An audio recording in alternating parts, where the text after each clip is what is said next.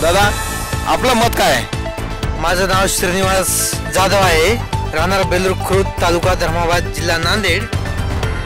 इथून रहिवासी बेलूर खुर्द. माझं मत कोणी बी सरकार येऊ दे, कोणतं बी, शेतकऱ्याविषयी शेतकरी खूप परेशानीमध्ये आहेत आणि शेतकऱ्याचं सातबारा कोरं करणं एक माझं एक मत म्हणते आणि पीक विमा देणं आणि अनुदान देणं एक आपली एक अपेक्षा आहे. जय हिंद.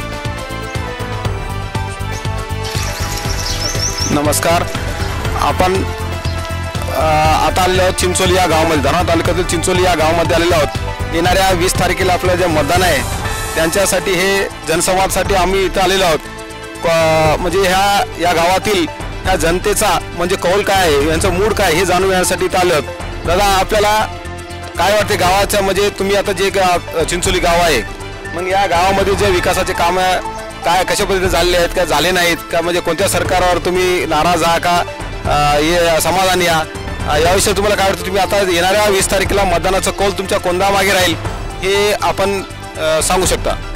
माझ्या आयुष्याच्या कारकिर्दीत मी 3 ते 4 आमदार बघितलेलं आहे. मला जसं समजते तसं त्यापैकी मला म्हणजे चांगलं म्हणजे राजेश पवार साहेब आवडतात, कारण त्यांच्या आमदारकी कारकिर्दीमध्ये चांगलाच विकास झालेला आहे.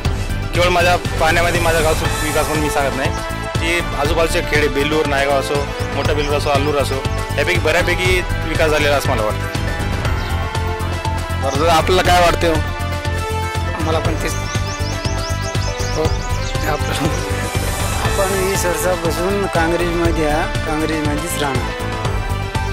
ते तुमचा कौल काँग्रेसकडे जाणार असे आहे समजा.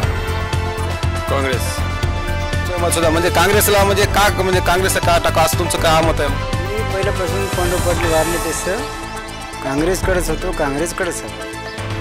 म्हणजे तुम्ही पहिल्या पूर्वीपासून तुम्ही काँग्रेसच्या याच्याकडे कौल देता, म्हणून यावर्षी सुद्धा तुम्ही त्यांच्याच बाजूने राहणार अशी तुमची एक इच्छा आहे समजा. धन्यवाद भाऊ.